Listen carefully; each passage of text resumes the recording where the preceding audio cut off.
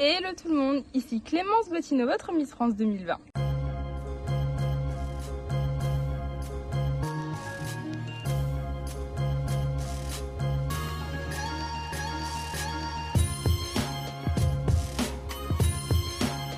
Ça y est, c'est tombé.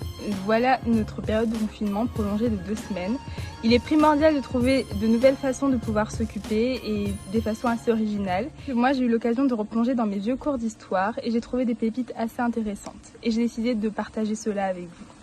On va parler aujourd'hui de blé, de farine, de four, de cuisson. Je ne sais pas si ça vous dit quelque chose. Vous dites peut-être, elle va quand même pas nous parler de pain. Eh bien si.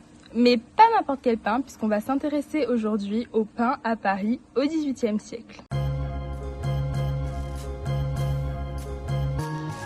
Un joli manuel de 800 pages, le meilleur pain du monde, les boulangers de Paris au XVIIIe siècle, que j'ai dû bien sûr étudier pour pouvoir faire cet exposé, donc on remercie Steven.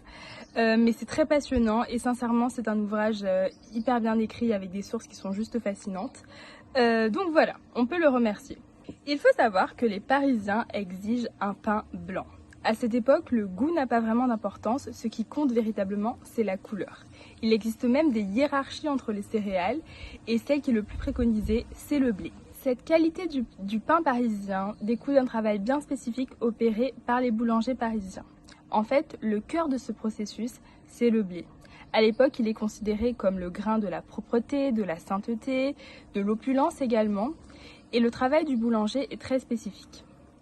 C'est un travail qui est relativement pénible parce que les boulangers opèrent et créent le pain dans ce qu'on appelle les fournils. Et c'est vrai qu'à l'époque, ce sont souvent des caves, donc des espaces isolés, sombres, mal aérés, donc pas du tout agréables.